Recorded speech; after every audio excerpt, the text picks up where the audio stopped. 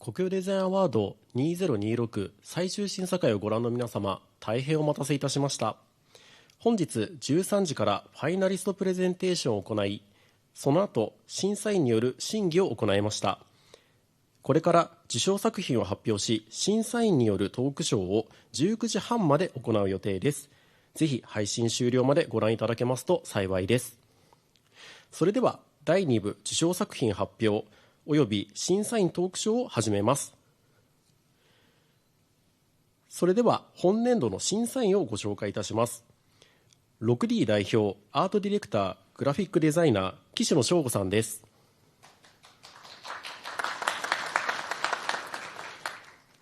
続きましてアンリアレイジデザイナー森永邦彦さんです。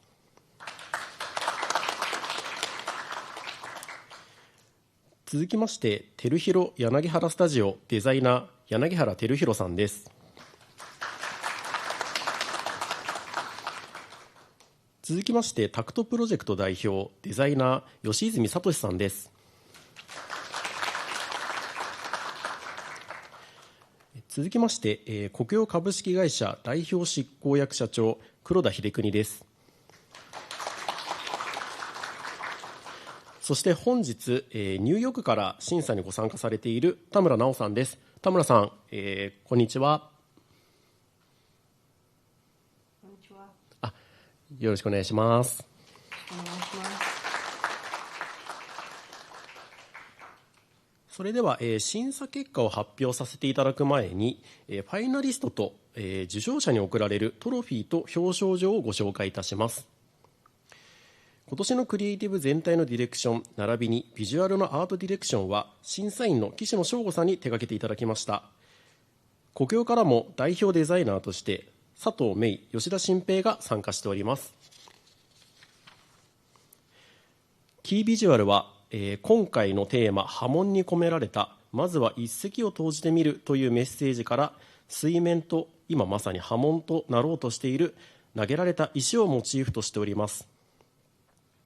表彰状はメインビジュアルの一石を投じる石たちを一枚一枚異なるデザインで採用しており、ファイナリストたちのそれぞれの持つ多様性を表しております。トロフィーは一石を投じることで起きた波紋を閉じ込めたものです。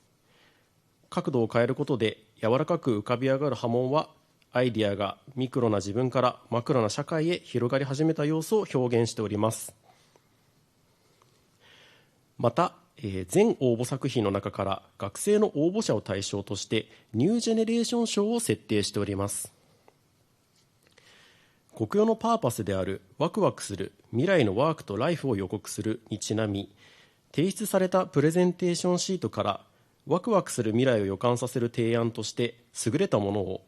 将来の活躍への期待を込めて国用社員審査により10作品選定いたしました。ニュージェネレーション賞は2月の16日にオンラインによる表彰式を開催いたしました。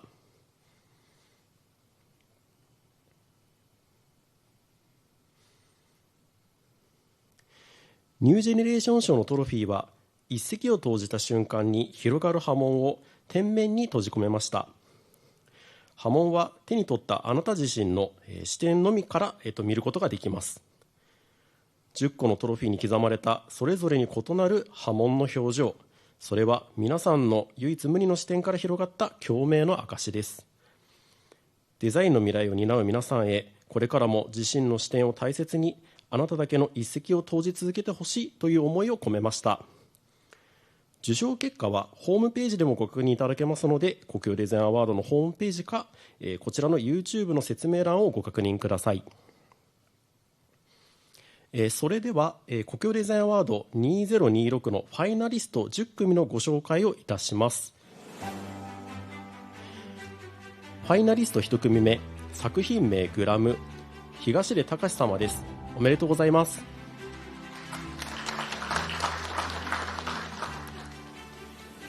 続きましてファイナリスト2組目、作品名紅白森紙、作者伝野佑様です。おめでとうございます。続きまして作品名縁で見分けるノート、作者塚本裕二様です。おめでとうございます。続きましてファイナリスト4組目、作品名ノートのもと、作者神成弘樹様です。おめでとうございます。続きましてファイナリスト5組目、作品名移ろう手帳、作者五十嵐瑞希様、滝沢ララ様です。おめでとうございます。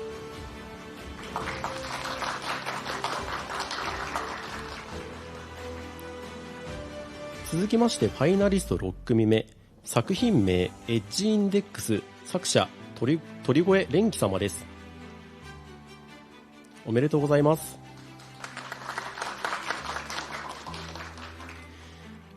続きましてファイナリスト7組目、作品名淡い、作者中村良一様です。おめでとうございます。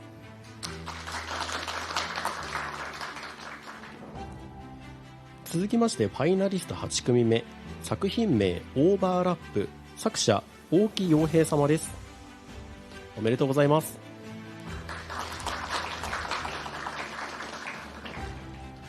続きましてファイナリスト9組目、作品名霞のしおり、作者松村義弘様です。おめでとうございます。続きましてファイナリスト10組目、作品名A Glimmer of Inspiration、作者桃石直様です。おめでとうございます。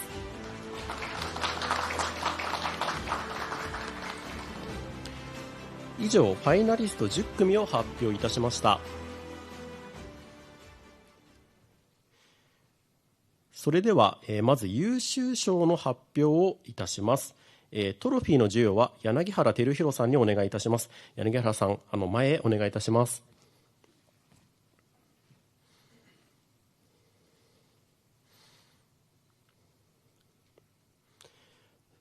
それでは、優秀賞1組目の発表になります。優秀賞1組目は、グラム、東出隆様です。おめでとうございます。この作品は形や素材を変えず重量だけを繊細に調整したペンのシリーズです。重さという一点に焦点を絞ることで自分でも気づいていなかった感覚が静かに浮かび上がる体験をもたらすプロダクトです。おめでとうございます。それでは席にお戻りください。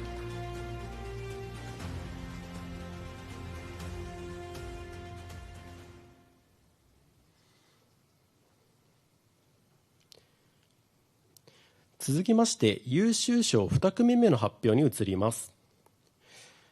優秀賞2組目は縁で見分けるノート、塚本裕二様です。おめでとうございます。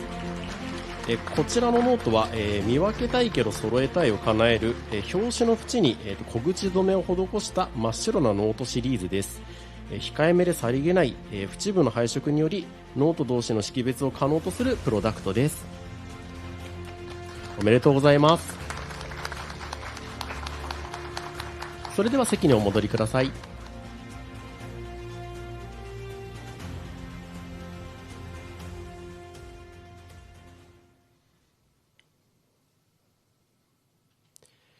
それでは優秀賞3組目の発表に移ります。優秀賞3組目は移ろう手帳、五十嵐瑞希様、滝沢ララ様です。移ろう手帳は、罫線がなく白とグレーのグラデーション、移ろいのみで日々を分け、書き手は予定の量に応じて一マスの大きさを自分で決めることができ、日をまたぐ予定もつながりを感じながら書き込むことができるプロダクトです。おめでとうございます。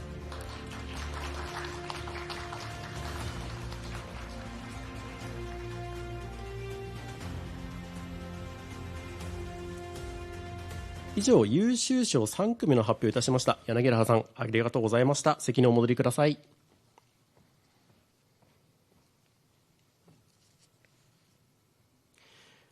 それではグランプリは国用株式会社代表執行役社長黒田秀邦より発表いたします。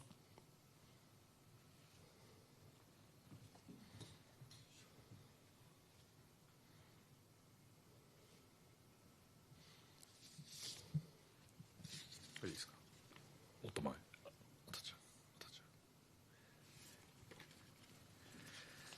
はい。それではグランプリ発表させてください。国用デザインアワード2026年グランプリ作品名ノートの下作者神成弘樹様、おめでとうございます。おめでとうございます。ノートの下はのり付けし背固めした中紙の束です。量と表紙の選定をユーザーに委ね、ノートになる少し前の姿に戻すことで、量産性とパーソナライズの両面を、受容するプロダクトになります。それではトロフィーの授与させていただきます。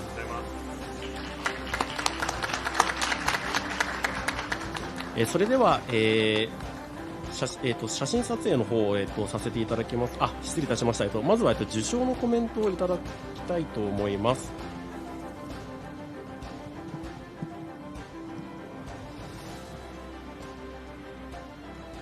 どうぞ。この度はこのような栄誉ある賞をいただきまして本当にありがとうございます。今回の提案に至るまで支えてくれた人、手伝ってくれた人、協力してくれた人に感謝したいと思います。今回の、提案に関しては仕事とはちょっと違う、このプライベートの一環での、応募だったということもあって、まず自分が欲しいと思えるか、自分が使いたいと思えるかっていう点と、そのものが世に出た際に、世の中にとっていい影響を及ぼせるのかどうかっていう2点を、大切にして、提案させていただきました。その自分の大切にしてきたことが、今回評価されていただ、評価いただいたことは本当に嬉しく思っております。本当にありがとうございました。おめでとうございます。それでは、神成様と、黒田社長の写真撮影を入れさせていただきます。トロフィーをお持ちいただいて、正面のカメラを、向いていただけますと笑顔でお願いいたします。で、後ろの審査員の皆様もカメラの方をご覧ください。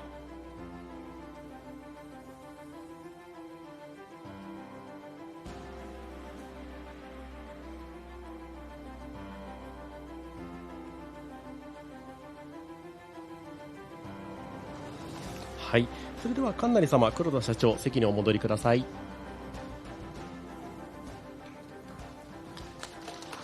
おめでとうございました。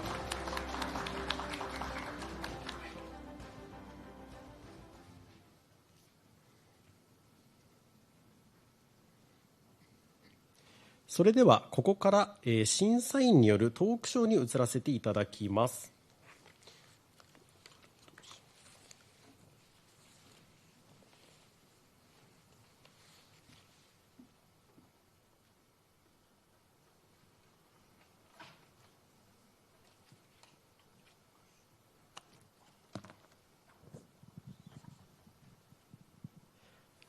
はい、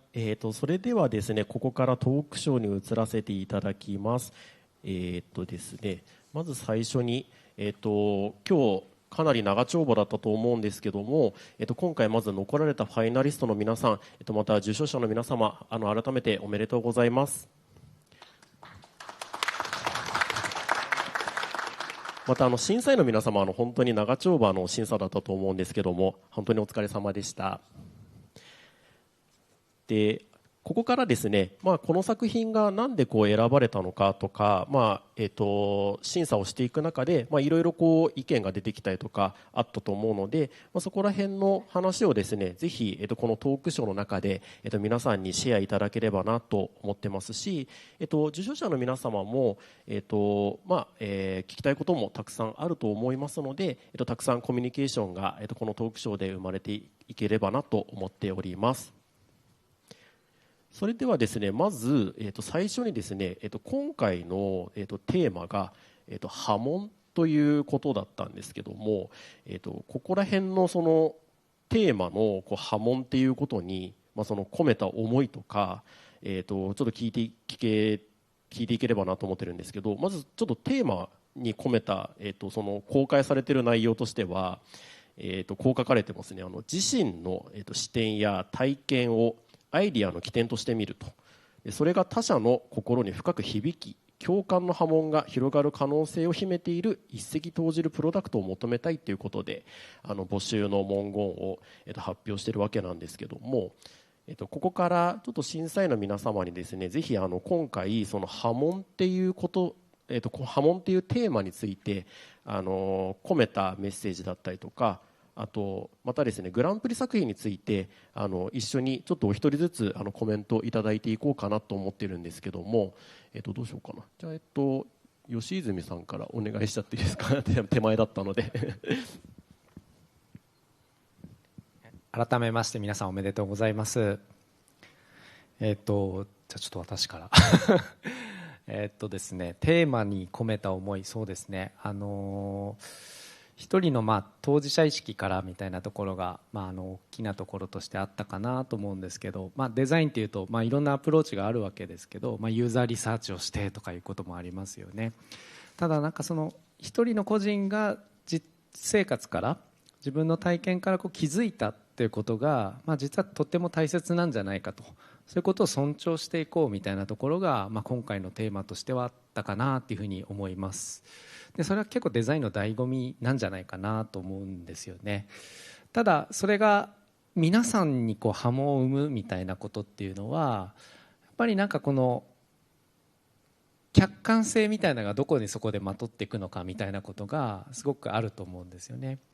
だからその気づきということがなんとなくいかに自分の中で深く強くあるのか、これは一時的な見立てなのか何なのかみたいなのが皆さんの中ですごく線引きになっていくのかなと思うんですが、今日ファイナリストの皆さんのお話を聞いていて、すごくささやかな気づきなんですけども、ささやかだからこそ我々気が付いてなかった人が聞くと、そんなところ確かにあるなみたいな大きな気づきに変換されていくみたいな心地よい驚きみたいなのがそれぞれあったんじゃないかなというふうに思ってます。はい、ありがとうございます。一緒にグランプリの作品も一緒に聞いていければなと思ってます。ありがとうございます。はい、はい、ノートの元は、とても良い作品だと思いましたはい、個人的にもすごくこの、提案ですね、一時の時書類の時からすごく気になっている作品で、私自身もアイディアを考えて紙を使うわけなっていう時があるんですけど、紙を使うっていろんなシーンがありますよね。でそれはそれぞれいろいろ違うとは思うんですけど、まとまっているからいい時もあれば、紙を複数使いたいとか持ち歩きたいんだけど、それがまとまって使いたいかというと全てがそうでもないみたいな時もあって、自分がアイデアを考える時なんかは1枚と向き合いたいっていうのが強く思いとしてあるんですよね。まとまっていると次を書かなきゃいけない強迫観念みたいなのを感じて、自分と1枚が向き合いたいみたいな、そんなことがあったので、これはすごくそのいつも自分が感じているところもすごく響き合うなみたいなことがあったのと、あとはそうですね、ノートのこの適量みたいなことがある種もう一つ課題感としてあったのかなというふうに思うんですが、やっぱりいろんなノートに限らず適量を差し出されてるっていうのはいろんなプロダクトに向かい合う中であるなと思っていて、その適量疑問を持ってみるみたいなところっていうのはすごく繊細な感性かなと思いました。ただそれは言われてみるとその通りだなっていう驚きがあって、いろんな方向から刺さってくる提案だったなというふうに思っています。はい、ありがとうございます。ありがとうございます。今ちょっと一瞬だけ映ったんですけども、そうですよね、普通の製品だと選ぶっていう選ぶっていうところから始まるっていう内容だったんですけど、今回の提案っていうのは、そこも含めて、そのユーザーが考えるっていうところからこの製品が始まっていくっていうのがなんかこの提案の新しいところだったかなっていうふうにプレゼンテーションを聞かせていただいておりました。はい、ありがとうございます。では、続きましてじゃあこのまま順番にいって最後黒田社長の後に田村さんに話聞いていこうと思うので、じゃあ次柳原さんにお願いしても大丈夫ですか。はい、皆さん長時間お疲れ様でした。おめでとうございます。すごくファイナリストの皆さんプレゼンテーションもうまくて引き込まれるものばっかりだったんですけど、今回やっぱり一人の興味とか小さなきっかけっていうのが一人の世界ではなくて、そこで世界のいろんな人たちに共鳴して、広がっていく響いていくものっていうのがテーマだったので、そこが選ぶ時にもすごく意識をして選ばさせていただきました。なので最初のすごいインパクト分かりやすいっていうよりはやっぱりじっくり考えたり実際使っているシーンとかを想像していく中で現実的に波なのでやっぱりゆっくりずっと長く広がるかどうかっていうのがすごく今回の、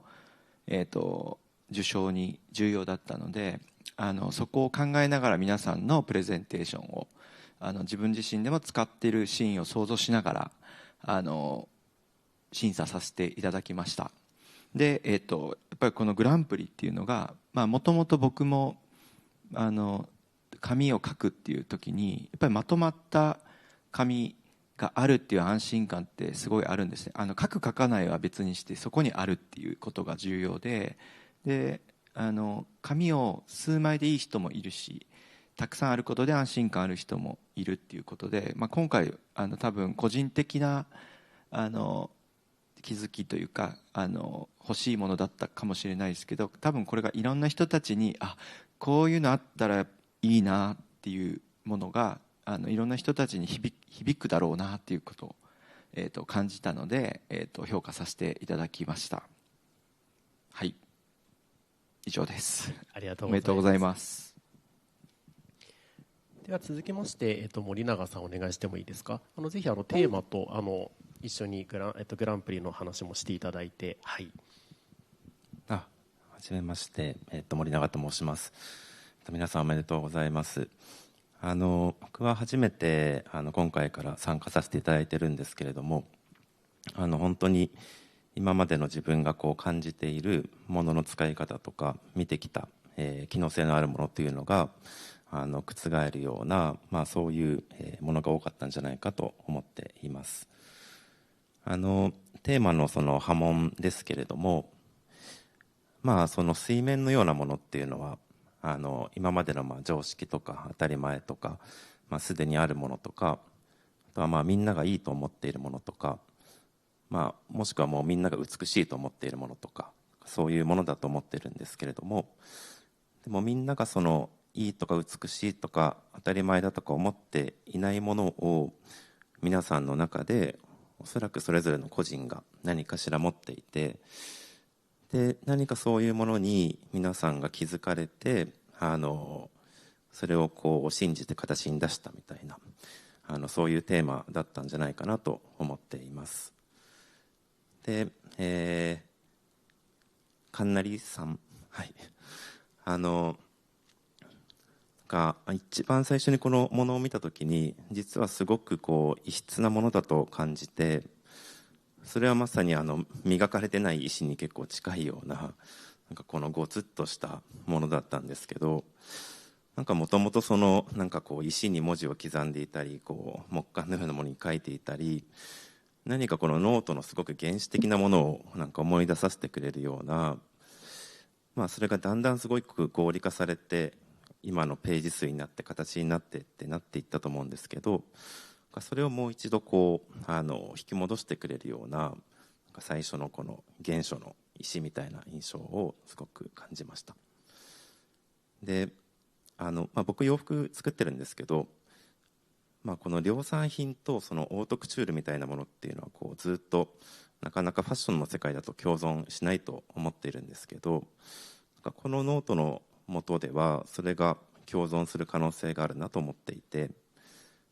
一つのものをこう100人に渡すのではなくて、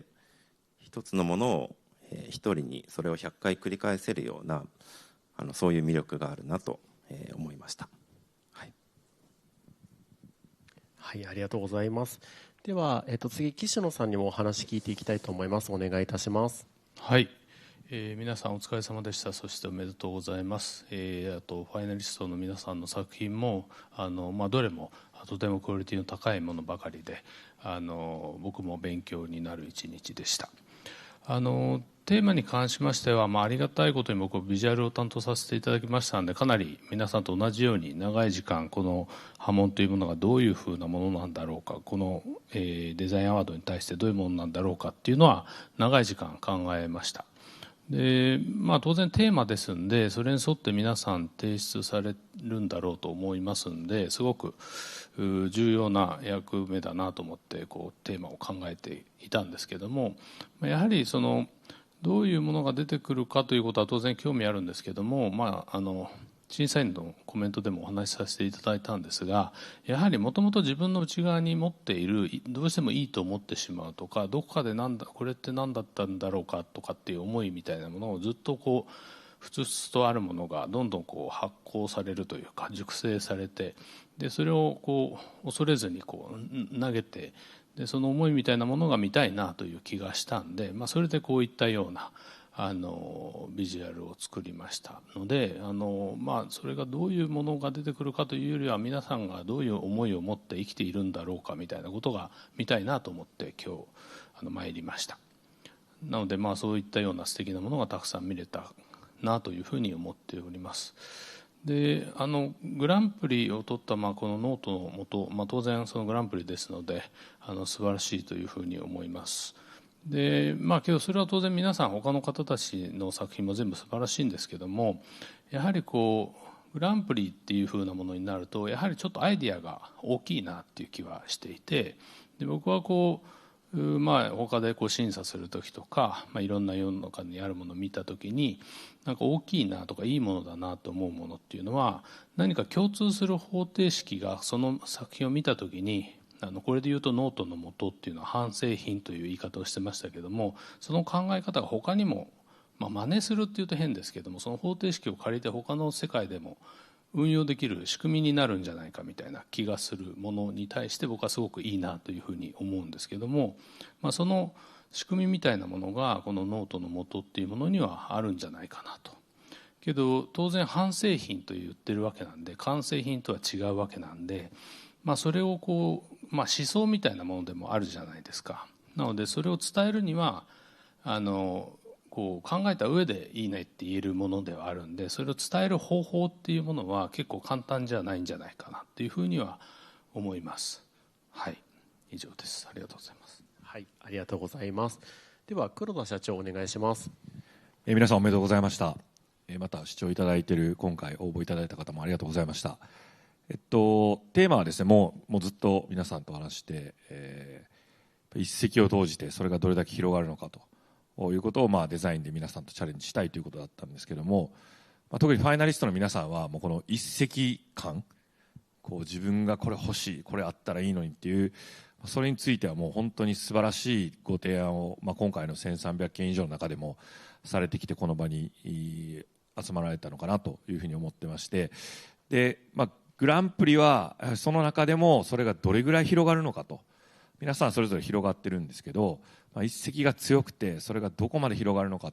そちらの見方でおそらく今回のノートの元神成さんの作品は一番だったのかなというふうに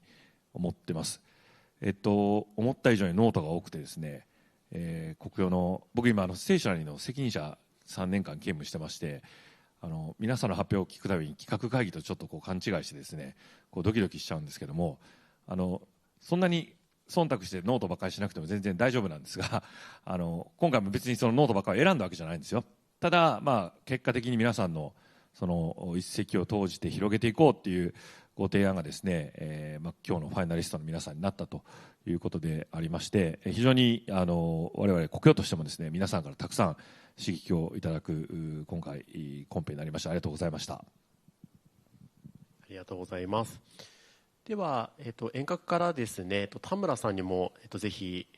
今回のテーマと、あとグランプリについて、ちょっとコメントいただこうかなと思いますが、いかがですか？はい、皆さん、お疲れ様でした。そして、おめでとうございます。すごく、レベルの高いプレゼンテーションがあって、悩んだんですけれども、私が今回のテーマ、波紋っていうのは、何かこのテーマを考えているときに、自分も含めて、デザイナーの仕事っていうのはこう毎日なんかこう小さな発想だったり違和感を、すくい上げながら、なんかこう前のインタビューでも話したんですけど、こう雨が作る波紋みたいに、たくさんのアイデアを、生み出していくっていうことがデザイナーのアイデアなんだな、デザイナーっていうことなんだなって改めて今回皆さんの作品を見ながら、思いました。で、やっぱりその過程の中ですぐ消えてしまう波紋もあれば、なんかこう静かに広がって、大きな輪を描いていくものも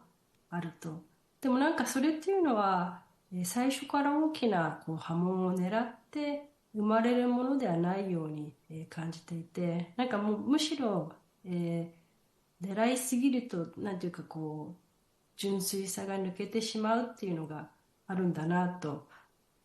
気がついたら多くの人が共感していて自然と輪が広がっていたみたいな、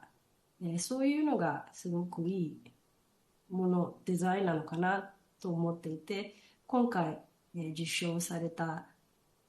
作品たちはそんな、アイディアだったんじゃないかなと、思います。そういう提案に、今回出会えてとても嬉しかったです。グランプリの、ノートのもと、さっきも、話したんですけど、なんかこうすごく純粋で、なんか使い手が自分なりの使い方をこう考える余白みたいなものを残したところがすごくなんか素敵だなと、私は個人的に思いました。皆さん、おめでとうございます。はい、ありがとうございます。審査の時に田村さんが石ころのようなピュアさがあるっていうことをなんか言っていたなと思っていて、なんかでもそういうこう存在感みたいなこともあるみたいなこともおっしゃってたなと思っていて、はい、すごく印象残ってたなと思います。ありがとうございます。では、今ちょっと審査員の方々に、それぞれコメント聞いていたんですけども、ちょっとぜひクロストークというか、ぜひ受賞されたですね、神成様にもちょっとお話聞いてみたいなと思うんですけども、どうなったか、マイクお願いしてもいいですか。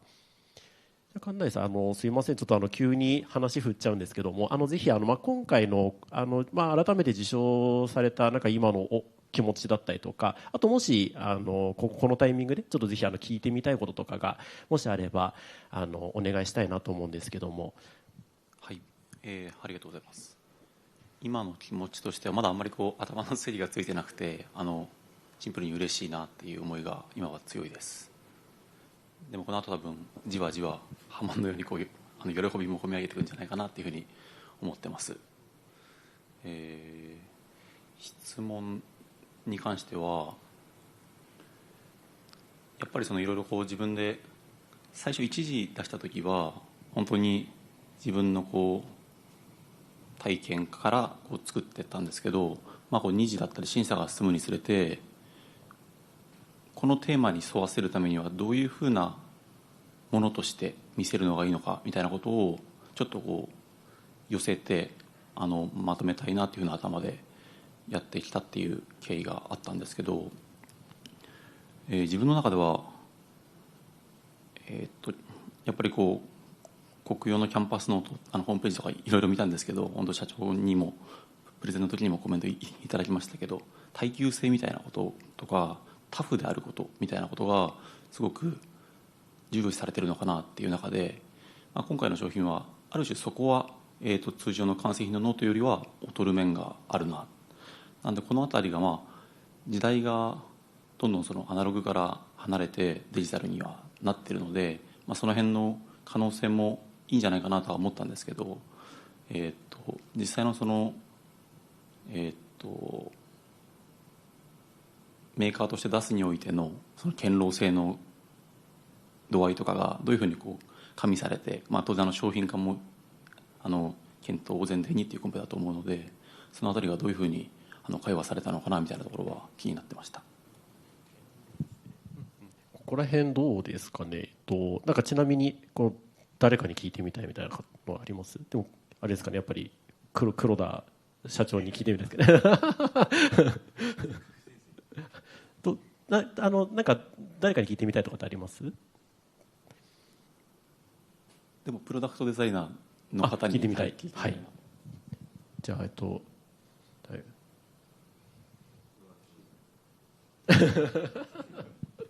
ぜひぜひ。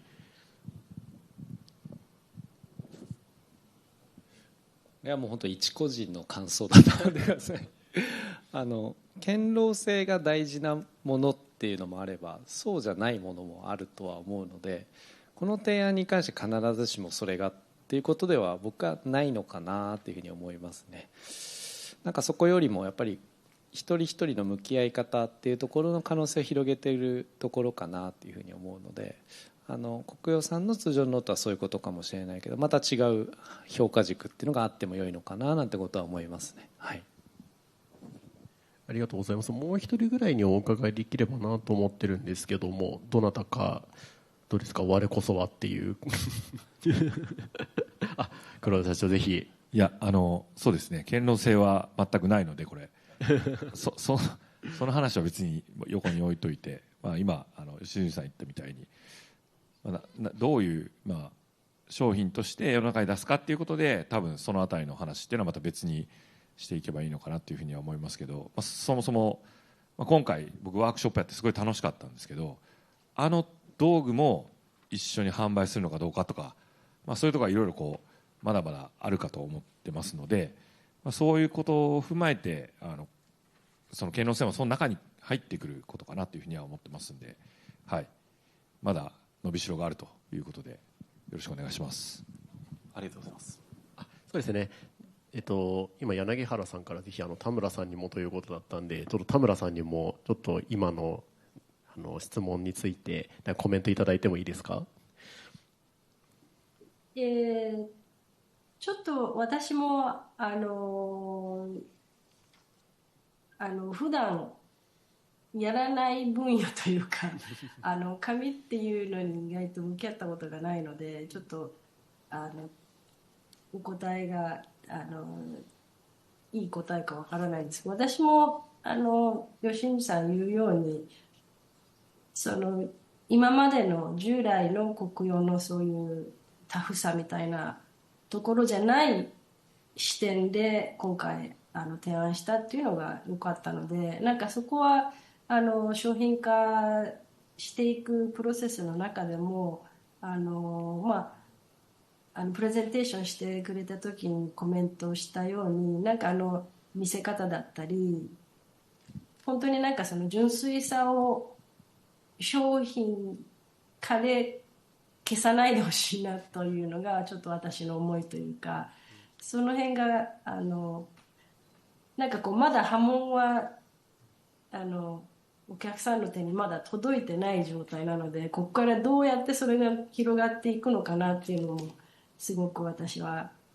興味を持って、どんな風な商品になるのかなってすごく楽しみにしています。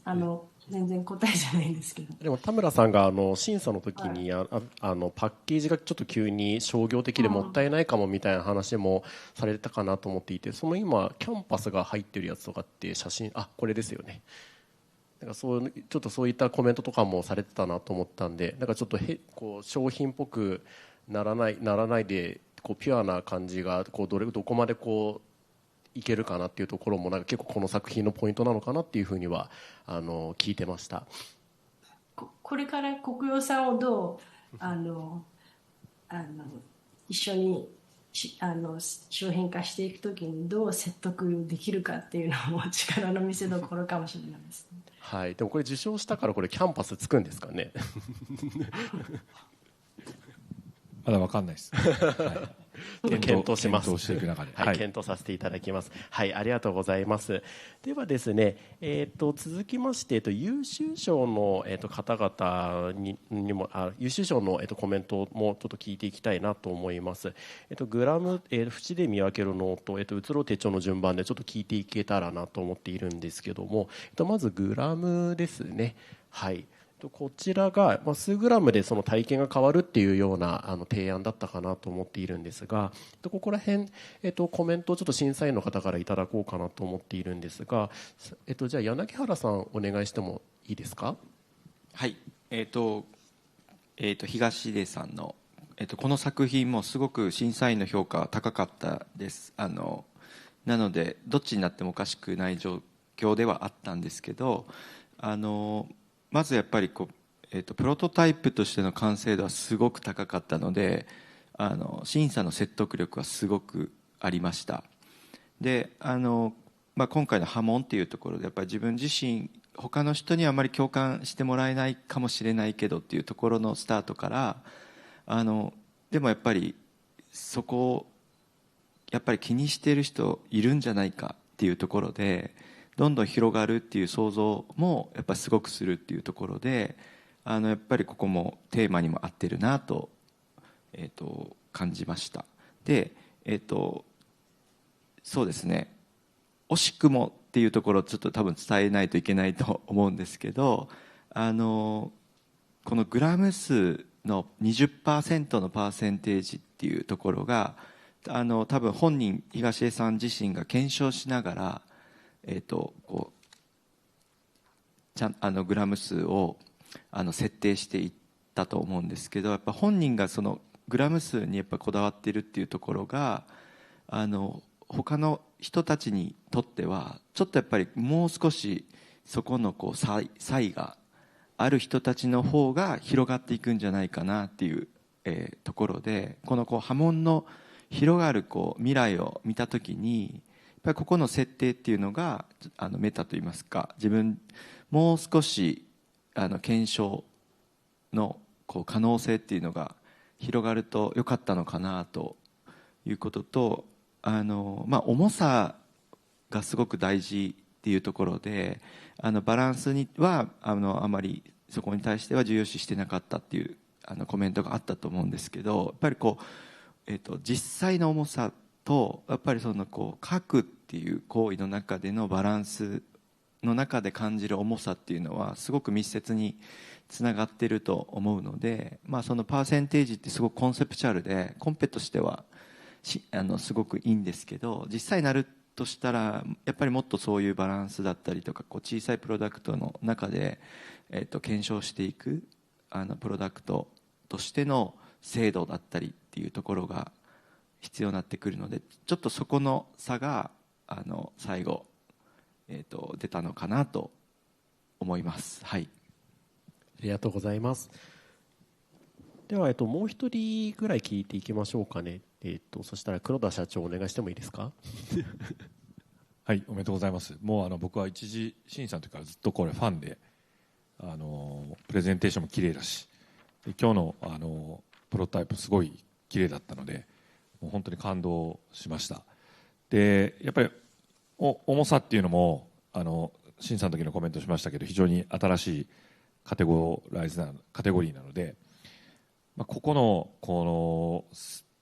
どれぐらいびっくりするかなと思ってドキドキ来たんですが、僕もその文房具大好きなんですごいこれぐらいだと全然違い分かるんですけども、もっとこの重さについてのインパクトっていうか、なぜ重さなのかみたいな、重さにこだわってることが本当に新しい提案なんだみたいなところをもうちょっと多くの人たちに広がるような多くって言っても別にマスじゃなくてもいいんですけども、例えばクリエイターの人でもいいんですけどところはあればですねグランプリだったかなみたいなのとか思ってますけどもでも僕はこれ非常に好きだし、でそういう意味で言うとまだまだ伸びしろがある作品なんじゃないかなというふうに思ってますんで非常に期待してます。おめでとうございます。はい、ありがとうございます。では、受賞者の方にもぜひコメントをいただきたいなと思っております。今の心境であったりとか、もし質問したいこととかがあればぜひお願いいたします。東出さん、よろしくお願いします。ありがとうございます。そうですね、先ほどグランプリのコメントを聞かせていただく中で、その広がり方、どれぐらい外に広がっていくのかっていうところを見られたっていう観点で、私自身も少し納得するなんて言うんでしょう、比較した時にっていうところで納得したところがあるんですけど、その難しいなと、私日々プロダクトデザインを主任やってるんですけど、先ほど審査員方のコメントでも、例えば量産品とオートクチュールだったり、よくプロダクトだと、量産品とコンセプトモデルみたいな言い方、比較とかもあると思うんですけど、コンセプトモデルを量産品に近づけすぎると、それはそれでなんて言うんでしょう、ちょっとありきたりな感じにもなってくるし、逆に尖らせすぎるとニッチすぎるって理解者が少ないみたいな、なんかそういうせめぎ合いが結構あるかなと日々思っていて、答えもない話なんですけど、そういうところを、こういうコンペティションっていう中でどんななんて言うんでしょうね、視点で、見られてるというか、重視されてたりするのかなっていうのは私自身結構気になってたりしました。別に問いかけでもないんですけど、そのようなことを思っております。わかりました。ありがとうございます。ありがとうございます。はい。次の、優秀賞の方にもちょっとお話を聞いていきたいなと思います。次がですね、縁で見分けるノートになります。ここはですね、森永さんと田村さんにぜひお話聞いていきたいなと思ってるんですけど、まず、先に森永さんからお話聞いていければなと思っているんですが、お願いしてもいいですか？おめでとうございます。その今回の波紋という、みんなが知っている大きい水面の中に投げる一石として、それがとても小さな気づきであればあるほど、今回のテーマ性に近いと思っていたんですけれども、おそらく今回デザインされた中で、一番小さい部分に対して、色をつけただけと言われてしまえばそれだけではあるんですけれども、ただそれを、拾い上げる視点であったり、そこにかけた、プロダクトを作る視点というのが、今回のテーマにすごく合うなと思いました。で、実際出来上がったもの自体の美しさというものも、すごく引き算をしている中でもしっかりと石としての個性が出ているのでいいと思いましたし、プレゼンテーションでもすごく分かりやすくこの小さな革命っていうのが伝わってきましたので、選定しました。で、一方で審査の間にも、コメントあったと思うんですけれども、やはりその紙の質感であったり、これだけ細かい部分に着目しているからこそ、それ以外のこの面積部分が今後使用していくにあたってむしろそちら側の、手垢のつき方であったり、経年劣化の方がこの小さな革命以上になってしまうっていうのが少し懸念としてはあった部分ではありますけれども、ただプロダクトとしてすごく、美しいものだと思いました。はい、ありがとうございます。では遠隔から田村さんにも、ぜひこの縁で見分けるノートについてコメントいただければと思うんですが、いかがでしょうか？はい、さっきプレゼンテーションの時にも、いくつかコメントさせてもらったんですけれど、なんかこの作品を見てすごくシンプルな提案なんですけど、なんか小さなことに気づける作者の性格に触れることができて、なんとなく嬉しくなった作品だったんですね。で、今森永さんも言ったように少し課題はあるけれども、なんかディテールにこだわって突き進んだっていうその潔さというか、がすごく清らかだったなと思うのと、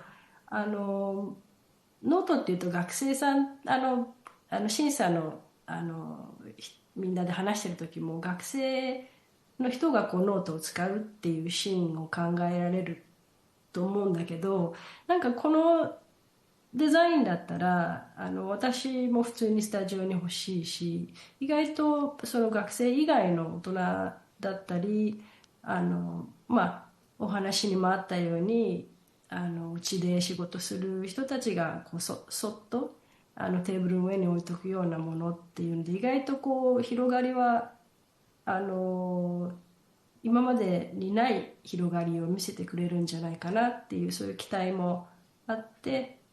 すごく素晴らしい作品だったなと、思ってます。ありがとうございます。そしたらですね、ぜひ塚本様にもぜひコメントをいただきたいなと思います。マイク持ってますね。はい、じゃあお願いしてもいいですか。はい、この度は賞をいただきありがとうございました。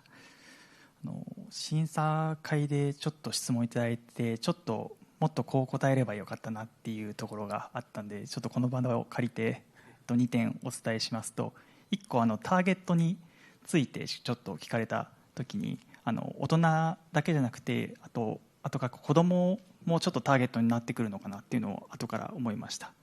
ていうのも自宅学習みたいなところが増えていて、子供が買うんじゃなくて大人から子供に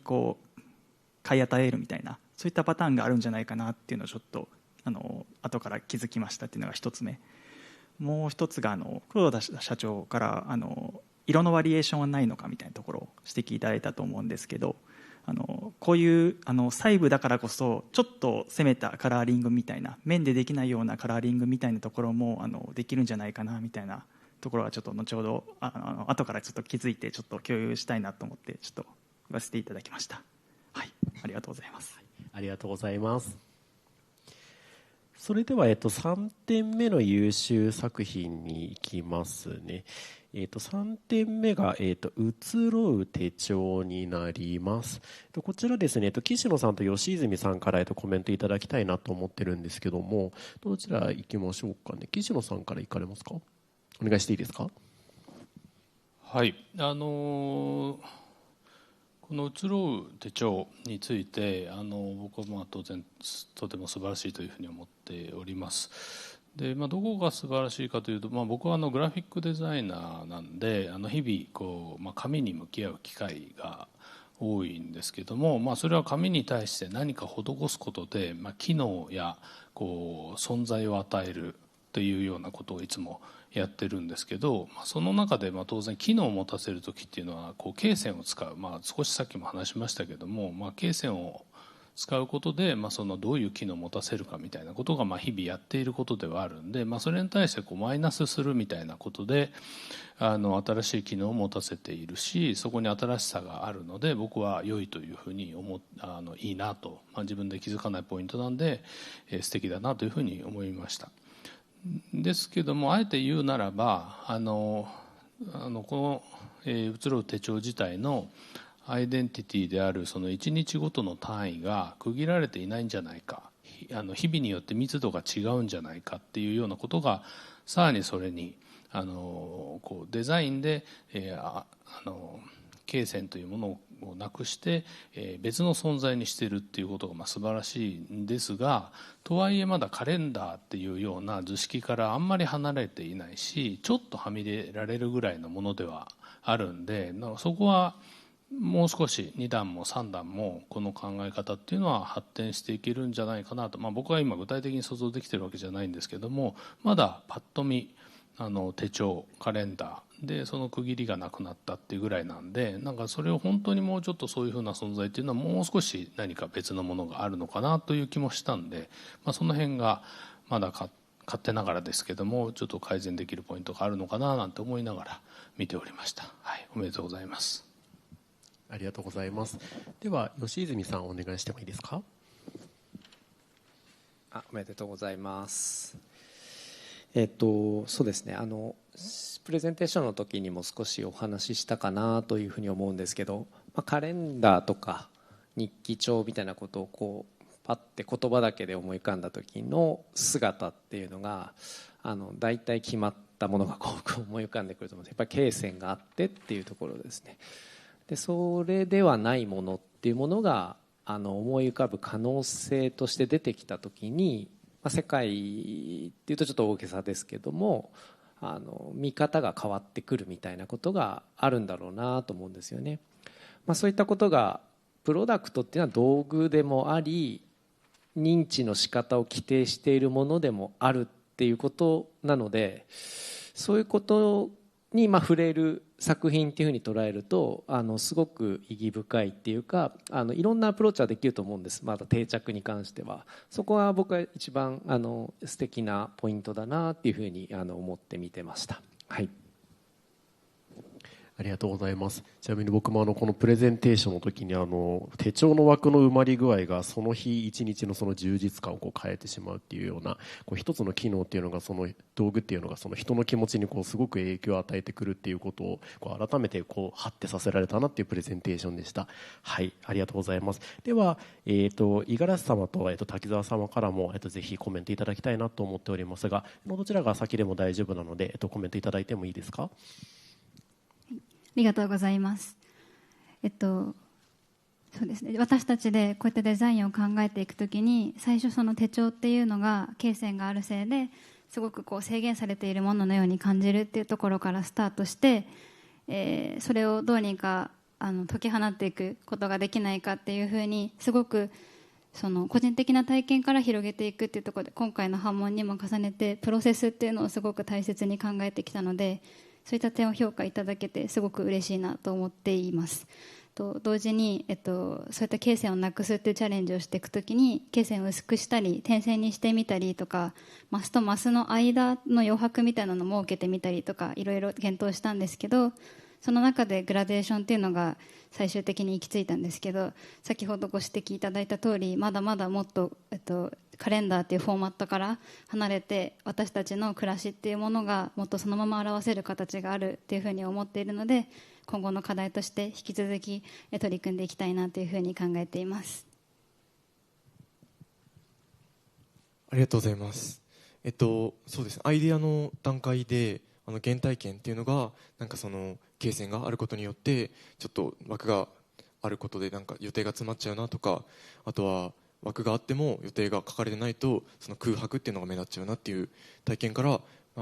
それに対しての一石というか一石をそのグラデーションにするっていう問いにしたんですけれども、そこのアイデアの段階っていうのは結構考えてたどり着いたっていう感じなんですけれども、モックアップ制作の時に結構その手帳っていうプロダクト自体メモ欄とかあと年間のページとかいろんなページ、あと表紙もいろいろページがあると思うんですけど、その今回伝えたい提案っていうのを目立たせるために、結構省いたものは多かったんですけど、やっぱりそこの取捨選択っていうのが結構難しい部分で、そこが今回ちょっと反省するべき点というか、もっと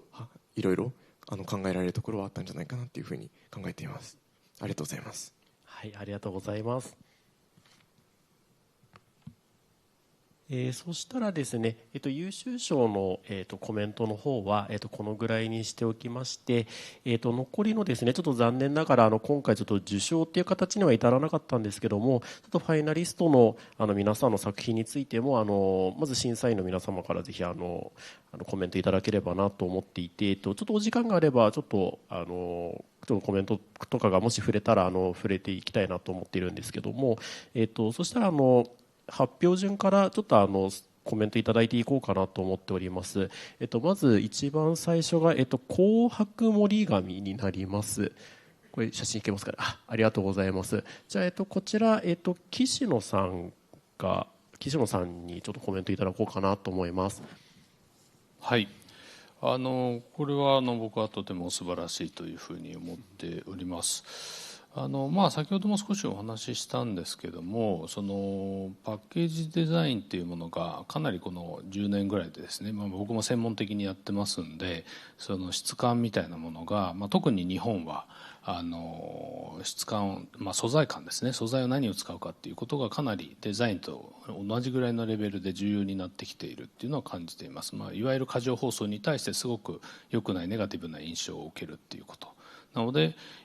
簡易的な素材でより良いアイデアを作るっていうのが、デザイナーとしては課題になっている。そういう背景の中で基本的なよくある汎用的な資材というものの色を変えるだけで晴れの舞台の何かに変わるっていうことは、僕はものすごいアイデアがあるし、それでいうと先ほどなんていうか他のものに転用できる方程式があるんじゃないかなという気はしました。なので再現性がある、他にもきっとそういうものっていうのは実はいっぱいあって、それのきっかけになるようなデザインなんだなというふうに思いました。けど実際じゃあこれをどう使うのか、下が抜けちゃってる中でどうやってしまって、どうやって配送するのとか、実際これもう少し硬い紙になるような気はするんですけど、その時手が切れるんじゃないのとか、結構いろんな問題点があるなと思いつつ、けどさっきも言ったように転用できるいろんなもののきっかけになるような、そんな強いデザインなんじゃないかなというふうに思って、僕はとてもいいというふうに思っております。はい、ありがとうございます。ちなみに伝野さんはですね、実は一度グランプリを受賞してるんですよね。そういった意味で今回ちょっと惜しくもちょっと受賞には至らなかったんですけども、ぜひちょっと一言コメントいただけたらなと思っているんですけども、お願いしてもいいですか。はい、ちょっと文房具から働いてるかなっていうような案を通していただいたんですけど、グランプリ取られた方やっぱり作品を見てて思いましたのが、やっぱり小さな気づきっていうところは私も似たようなところだったんですけど、やっぱり社会に広がっていくような、やっぱりもう少しなんて言うんでしょうね、道具として魅力のあるところまで詰めが甘かったかなっていうところも正直思いました。ただそうですね、梱包の世界とかやっぱパッケージっていうのがいろいろ課題があるんじゃないかなっていうところの投げかけはできたのかなっていうところで、今回は残念ですけど、頑張らせていただきましたので楽しませていただきました。ありがとうございます。はい、また応募よろしくお願いいたします。ありがとうございます。そしたらですね、次がエッジインデックスになります。写真出せますかね。はい。ではエッジインデックスはこちら柳原さんにコメントお願いしてもいいですか。はい。このエッジに色があるって縁で見分けるノート、塚本さんのと一見ちょっと似ているなっていうところで、そこもちょっと審査の中で議論に出たところもあるんですけど、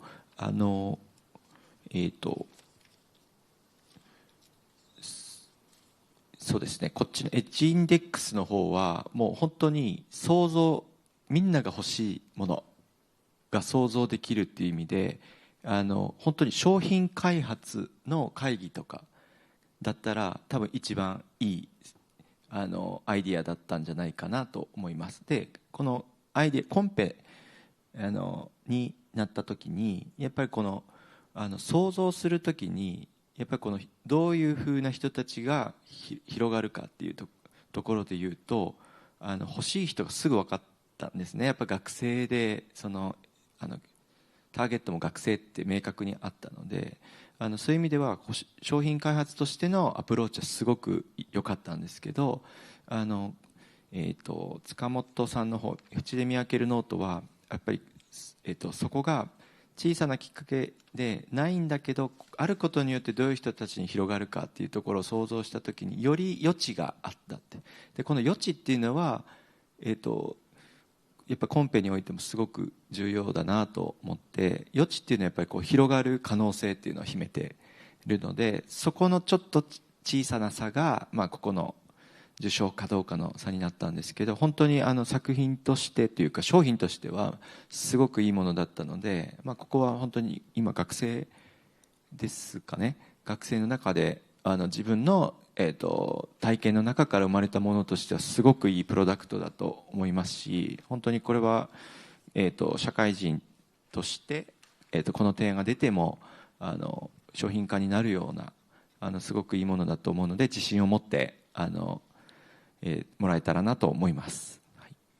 勇気がもらえるコメントありがとうございます。それでは鳥越様にもぜひコメントいただきたいと思います。よろしくお願いいたします。はい、まずは本日はありがとうございました。今先ほどのお話をいただいて、すごく僕自身腑に落ちた部分があるといいますか、今回この作品を作るにあたってそうですね、ファイナリストに選んでいただいてからの 2,3 ヶ月間ブラッシュアップできる期間の中で、かなり僕の中でもマス的なところだったり商品化っていうところを念頭に置きすぎていたというか、そのバランスっていうところがコンペにおける余白っていうところを見せていくっていうところと少しずれていたのかなっていうふうに、今お話を聞いてすごく感じた部分と、狙っていたところに関してはすごく評価をしていただけたので、すごく良かったなと思っております。ありがとうございました。はい、ありがとうございます。それでは、次の作品に移ります。順番としては次淡いをちょっとお話しさせていただいて、次がオーバーラップという順番でいきたいと思っているんですが、淡いを森永さん、オーバーラップを田村さんからコメントいただきたいなと思っているので、まず淡いの方から、先に審査員のコメントいただこうと思います。森永さんお願いしてもいいですか。お疲れ様でした。僕すごく新しい提案だなと思いまして、やっぱりこの線というもの自体、それすごく線を描いた瞬間断定的になって、それは強いものとして見なされるところを、この弱い線っていうで、その弱い線を引くことによってもたらされる思考っていうものを提案されていたので、これが本当にこの実装されたプロダクトっていうのをすごい見たいなっていう思いで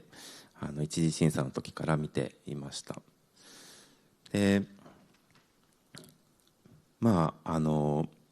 実際のそのプロダクト自体が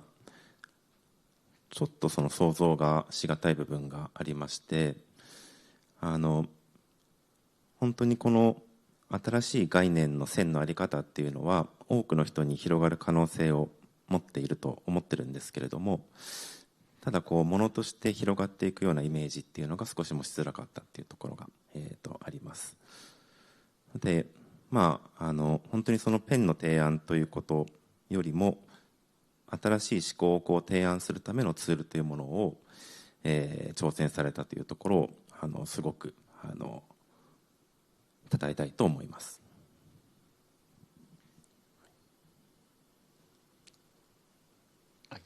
はい、ありがとうございます。そしたらですね、中村様からもコメントいただきたいと思いますので、お願いしてもいいですか。はい、本日はありがとうございました。今コメントをいただいてモデルを作ったりとかっていう過程を思い起こしていて、やはりペンという複雑な構造のもののモデルの作成にあたって、やはりもう少しちょっと掘り下げができたんじゃないかなっていうふうには思って、こういった線っていうのは自分にとっても普段よく目にするものなので、引き続きよく深く考えて、このテーマもう少し考えてみたいなというふうに感じました。ありがとうございました。ありがとうございます。では続きまして、オーバーラップになりますね。はい、こちら、田村さんからコメントいただいてもよろしいですか。はい。プレゼンテーションの時にもお話ししたんですけれど、すごく表紙を開けて中を見た時の驚きというか、なんかテキスタイルみたいな1ページ1ページ違うワクワク感っていうのはすごく感じられて、今までに見たことのないなんかスケッチブックでもないしノートでもないしみたいな間の存在なのかなと思っているんですけど、でもちょっとどういうふうに使ってもらいたいかっていうのが少しこう迷っているのかなっていうのが伝わってしまったというか、もう一押ししてもらえたらなという感じがして、中よりもやっぱり外側の中の良さを外にどうやってコミュニケーションお客さんに伝えていくかっていうところが結構大きな課題が残っていたんじゃないのかなと思う、作品でした。でもすごく発想も豊かで、なんか使ってみたいなと思わせてくれる、ノートでした。はい、ありがとうございます。では、こちらも、作者の方に、ぜひコメントいただこうかなと思います。大木様、お願いしてもいいですか。ありがとうございました。確かにちょっとまさに可能性が広すぎて、自分の中でもまだだいぶ広げすぎちゃって焦点というか、もう少し絞れてたらまたちょっとターゲットというか使ってもらいやすさというか使い勝手の一歩もなんか伝わりやすかったのかなっていうふうには思ったりしてます。そんなようなところはかなり投げかけに近い状態というか、はい、そんなようなところで終わってしまったのかなっていうのは、はい、いただいたコメントから感じております。はい、ありがとうございます。そしたらですね、次がですね、霞のしおりになります。はい、こちらですね、黒田社長からコメントいただこうと思います。お願いします。はい、松村さんおめでとうございます。2年連続ファイナリスト、すごいですね。もうコツがつかんじゃったみたいな感じですかね。こちらの作品ももう書類審査の時から皆さん評判が良くてですね、多分今日のプレゼンテーション皆さんすごい楽しみにしてたと思うんですね。でプレゼンテーションもすごく上手で皆さん心つかまれたなというふうに思ってるんですけども、やはりずっとその時も質問あったその使われ方、このしおりをどう使っていくのかっていうところがやっぱりすごくユニークなんですけども、どういうふうにこれを皆さんに広げていくのかなっていうところまで踏み込めばもっともっといい評価だったのかなというふうには思ってるんですが、作品としては非常に評価が高いので、このあたりも今後のまだまだ磨きどころがあるのかなというふうには思ってます。はい、おめでとうございます。はい、ありがとうございます。では、コメントいただきたいと思いますので、はい、ぜひ前回ファイナリストも来られているということで、はい、2年連続ということで、ぜひそれも含めてちょっとコメントいただけたらと。そうですね。今年もこのような場に呼んでいただき、本当にありがとうございます。このしおりに関して、自分の中ではきっかけがあって、それを、形にしたんですけど、すいません。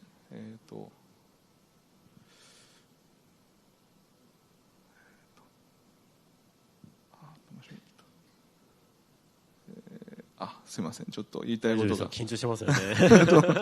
飛んでしまって、そうですね、ちょっと提案としては自分の体験すぎてちょっとニッチしすぎたのかなと思って、そこはちょっと反省点だなというふうに思ったので、これから皆さんに共感していただけるようなそのプロダクトというものを考えていけたらなというふうに思います。すいません。いい、ありがとうございます。ちなみに今の部分っていうのはあれですよね、文章のところをこのしおりをガイドにして読んでいくっていうこの読み方のところっていうのが、だから結構僕はちなみにこの読み方なんかピンとくるというか、僕もやったことあるなとは思ったんですけども、だから結構人によっては結構これをやったことがない人とかもいたりとかして、なんかそれが結構ね、なんかニッチに感じられる方とかもいらっしゃったのかなっていうふうにはプレゼンテーションを聞いたんですけども、僕はこれやってました。はい、ありがとうございます。それではですね、最後の作品になります、グリマー・オブ・インスピレーションですね。こちら、吉泉さんからコメントいただきたいと思います。はい、桃石さんですね。はい。コピーライターさんでいらっしゃるということで、審査員一同でもそういう言葉の使い方が上手で引きつけられるプレゼンテーションだなっていうような感想もあったんですけど、ちょっとこう改めて作品をこう振り返ってみたときに、いわゆるそのノートみたいなこととかこう罫線があって、ある程度こう使い方がこう決まっていたりとか、こういうふうに使うものかなみたいなことを一度離れて使っていけるように罫線を何とかしてみようみたいな、そういうところがあると思うんですよね。なんかそれはある意味ではオーバーラップ、大きさの課題感とも少し近いところもあるのかななんていうふうに思って見ていたんですけども、なんかデザインの世界で形態は機能に従うみたいな言葉ありますよね。機能ってじゃあその通常のノートで何かみたいなところとか、こう使ってほしいっていうものに対してはある程度このような形が良いのではないかと、この方が合理的だよねとか、この方が使いやすいよねとか、分かりやすいよねみたいな、そういうクオリティに対して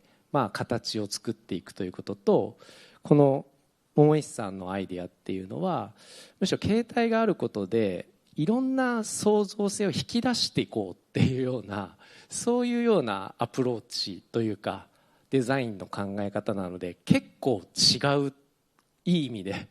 普通のノートとはちょっと違う部分もあるように感じてもいい、取ってもいいのかなというふうに思ってます。そういう意味で言うとすごくチャレンジングなことをやろうとしているので、その勇気みたいなこととかチャレンジ性みたいなところはすごく評価されるべきものなんじゃないかなというふうに思います。じゃあなんで受賞しないのかというところ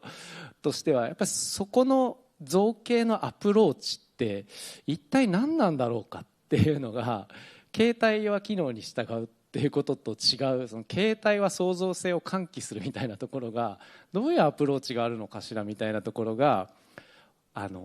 なんとなくまだみんな腑に落ちれなかったっていうところが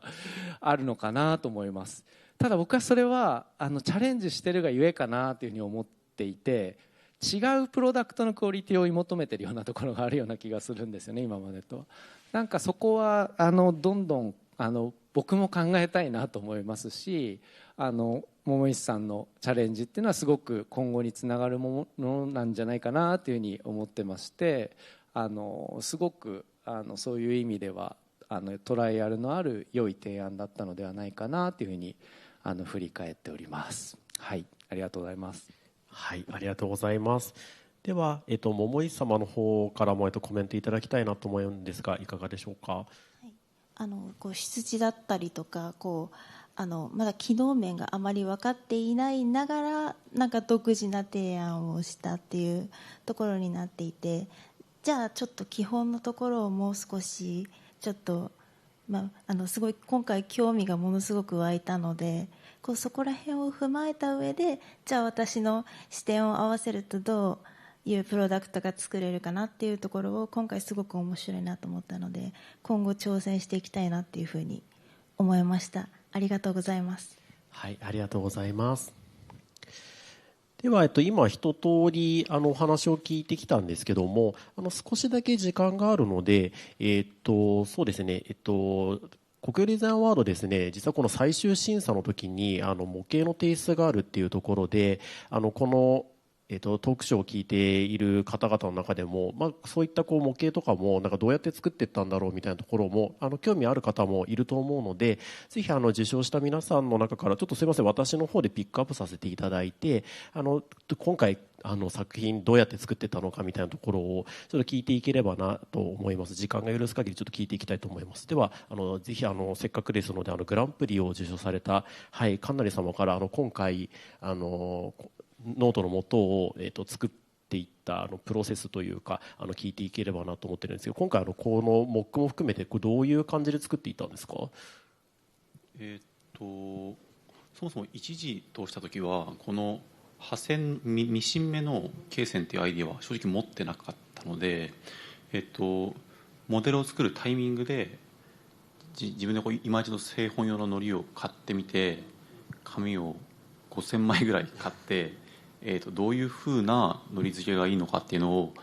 厚みとか回数とか形状っていうのを、考えました。で結局やっぱりこう1枚全面に塗っちゃうと いわゆるブロックメモみたいな感じになって、小数取るのができなくて、糊の方の粘りが勝っちゃって3枚取ろうとするとばらけちゃうみたいなことがあり、そこをもうちょっと量産性は悪くなるかもしれないなと思いつつも、何か考えれないかなというところで今回ミシン目っていうところに最終的には行き着きました。でこのモデルに関しては、こう紙を束ねる、まず水平垂直で束ねるジグを作って、そこに最終的には 1.5 ミリのサスの、板をプレスで抜いてスリットにしたものを乗っけて、その上にハケで糊を塗るっていうふうにして、ものを仕上げました。でも制作期間としては、じゃあ今話を聞いただけでもなんか結構すごく壮大なプロセス踏まれてるなっていうふうに感じたんですけども、もう本当にファイナリストに選ばれてからもうすぐ取り掛かって、何ヶ月ぐらい 2,3 ヶ月ぐらいある中でも結構みっちりやったっていう感じなんですかね。そうですね、糊が結構塗るのも大変だし乾くのも時間がかかったりするので、それこそ今自分新潟にいるんですけど、お正月休み前に一気にこうパターンを準備して、でそのまま東京に帰省して、帰ってきたらどうやってなってるのかっていうのを細かく見ていって、ここの形に最後至ったっていう感じです。なるほど。塗り方のパターンもなんかいくつか検証されたっていうことなんですかね。だから例えばどんな感じの塗り方のパターンあったんですか。主にはピッチと、糊の量ですね。ありがとうございます。これでもう5000枚、これ何個ぐらい作ったんですか、自作。コピー用紙を500枚の20束ぐらい。なかなか、なかなか、はい。でもなんかやっぱりそういう検証があったからこそのなんかこうリアリティなのかなっていうふうに感じるので、本当にこう模型作るの結構皆さん大変だと思ったんですけども、はい。なんかすごいやっぱりすごい皆さんなんかこういろいろこうプロセス重ねられてるなっていうふうに毎年感じております。はい、ありがとうございます。すごく勉強になりました。ありがとうございます。もう一人ぐらいちょっと聞いていこうかなと思います。そしたらグラムを作っていただいた東出様からちょっと今回どんな感じで模型作ったのかな。模型を作ったのかなっていうところをちょっとぜひ聞いていけるなんかこう聞いてくださってる皆さんにちょっとなんかどういう感じでプロセス踏んで作ってったよっていうのをぜひ聞いてみたいなと思うんですけども、いかがですか。はい、そう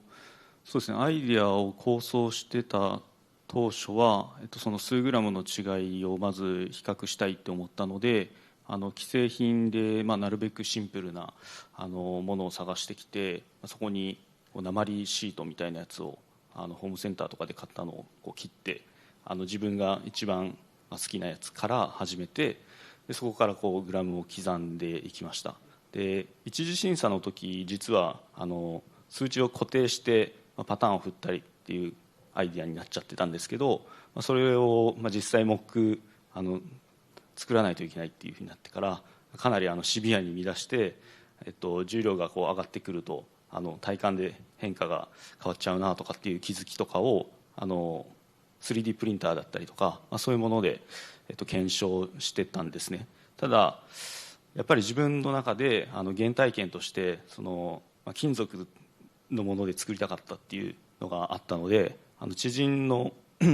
割と仲良くさせてもらってるモック制作業者の方とかがおられましたので、そちらに相談したりする中で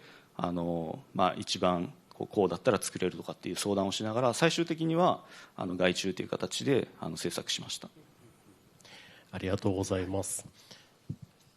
じゃあ結構これもあれですよね、最終的には5種類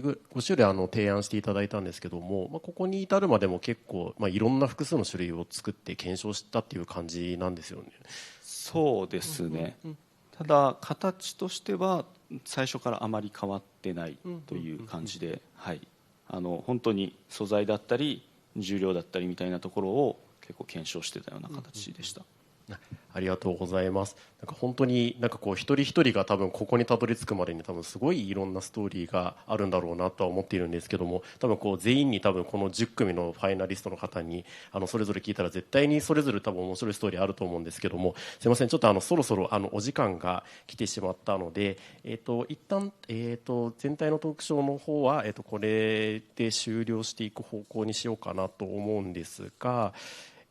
また懇親会がこの後ありますので、ぜひちょっとここで語り足りなかったところとか聞きたいところはぜひこの後審査員の皆様と懇親会でコミュニケーションを取っていただければなと思います。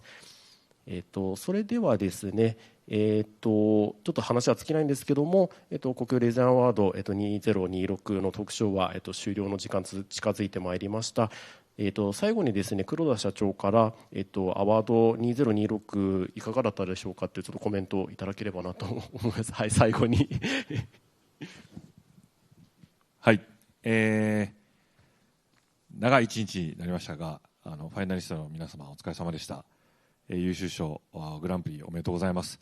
またご視聴いただいている方々、応募いただいた方、何よりも審査員の皆様、この26年度もありがとうございました。もうさっき審査を終えてですね、みんなで次のテーマ何にしようかって話ももう始まって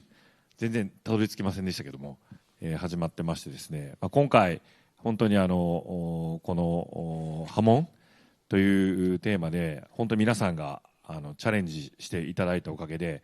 今年も本当にいいコンペにすることができました。で、ここから、僕らは今商品化、製品化っていうことを掲げておりますけども、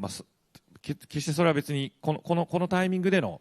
お話だということでありまして、皆さんそれぞれ今回持たれている作品アイデアっていうのはこれから先も皆さんそれぞれが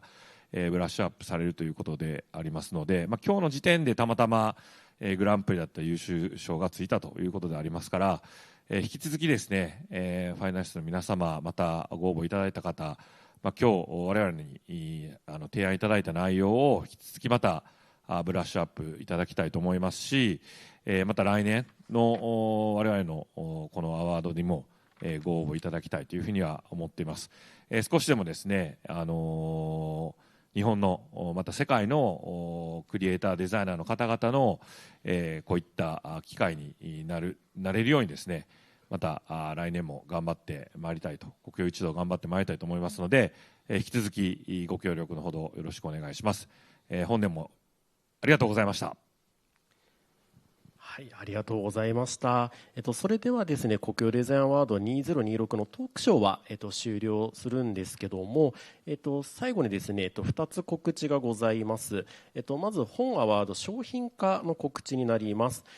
時間をデザインするお香時計時を組むの発売が決定いたしました。こちら2022年、テーマアンラーニングの年の、優秀作品となっており、いろいろな形と香りのお香ブロックを組み合わせて、これから過ごす時間をデザインするお香時計となっております。発売は2026年4月下旬の予定です。詳しい情報は追って4月下旬にプレスリリースが発信されますので、ぜひチェックしてみてください。またですね、もう一つ告知がございます。来月ですね、4月20日から24日まで、国境品川オフィス内ザ・キャンパス、コモンズにて今回の、ファイナリスト作品の展示を含む、国境のデザイン展が開催されます。本展示ではですね、ファイナリストの作品およびプレゼンテーションシートを展示するほか、先ほどファイナリストおよび受賞者に授与された表彰状だったりトロフィーも合わせて展示されます。そしてですね、プラスでですね、今年は、国境のクリエイティビティを体現するさまざまなプロダクトデザインの展示も合わせて予定しておりますので、ぜひ皆様来場いただけますと幸いです。それではですね、国境デザインアワード、2026受賞作品発表トークショーを、終了させていただきます。本当に長い間ご視聴いただきましてありがとうございました。では皆さん手を振ってくださいまた来年